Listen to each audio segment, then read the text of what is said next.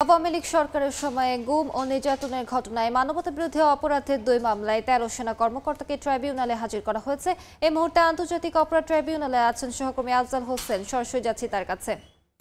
সেই মুহূর্তটি দেখতে পাচ্ছেন 10টার দিকে বাংলাদেশ জেলের প্রিজন ভ্যানে অর্থাৎ সেনা সদর দপ্তর থেকে তাদেরকে সেনা সদর দপ্তরের সাব জেল থেকে তাদেরকে ট্রাইব্যুনালে হাজির করা হয় এবং তাদেরকে গাড়ি থেকে নামিয়ে শীতাতপ নিয়ন্ত্রিত যে কারা কর্তৃপক্ষের গাড়ি সেই গাড়ি থেকে নামিয়ে তাদেরকে এখন ট্রাইব্যুনালের যে হাজতখানা সেই হাজতখানায় রাখা হয়েছে। আর আমরা যতটুকু জানি সকাল 11টার দিকে এই মামলার শুনানি হবে। এই মামলায় আজকে অভিযোগ গঠনের শুনানির দিন কবে হবে, অর্থাৎ অভিযোগ গঠনের শুনানি কবে থেকে শুরু হবে সেই দিনটি আজকে ট্রাইব্যুনাল ধার্য করবেন, এমনটাই আমাদেরকে জানিয়েছেন প্রসিকিউশন।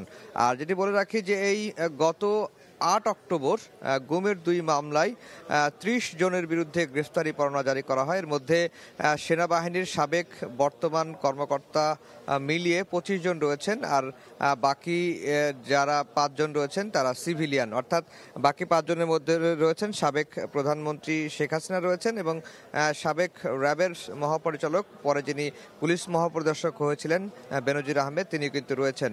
অর্থাৎ এই যে গুমের ২ মামলায় এই ২ মামলায় আজকে শুনানির দিন ধার্য রয়েছে এবং গ্রেফতার ১৩ সেনা কর্মকর্তা সাবেক বর্তমান মিলিয়ে তাদেরকে ট্রাইব্যুনালে আজকে হাজির করা হয়েছে। আর বাকি যারা পলাতক রয়েছেন ১৭ জন শেখ হাসিনা সহ, তাদেরকে হাজির হতে পত্রিকায় বিজ্ঞপ্তি দেওয়া হয়েছিল, কিন্তু তারা আজকে হাজির হননি। হয়তো প্রসিকিউশন বলছে যে যারা পলাতক রয়েছেন এই গুমের মামলাতে তাদেরকে পক্ষে রাষ্ট্র নিযুক্ত ট্রাইব্যুনাল নিযুক্ত একজন আইনজীবী নিয়োগ করা হবে এবং এরপরেই এই মামলাটি আনুষ্ঠানিক বিচারের দিকে এগিয়ে যাবে।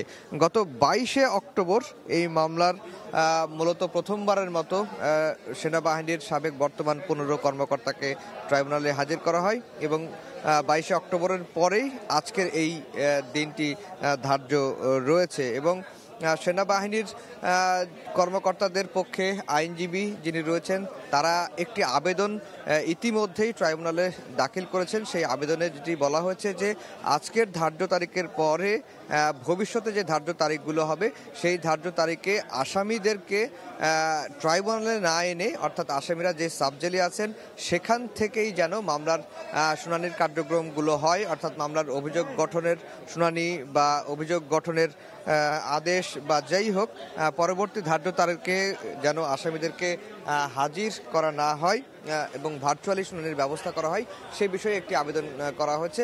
11টার দিকে ট্রাইব্যুনাল বসার পরে এই ২ মামলার শুনানি শুরু হবে, এমনটি আমরা জানতে পেরেছি প্রসিকিউশনের তরফ থেকে। সবশেষ খবর হচ্ছে যে গুমের ২ মামলায় গ্রেফতার সেনাবাহিনীর সাবেক বর্তমান ১৩ কর্মকর্তাকে ট্রাইব্যুনালে হাজির করা হয়েছে, তাদেরকে এখন রাখা হয়েছে ট্রাইব্যুনালের যে হাজতখানা সেখানে।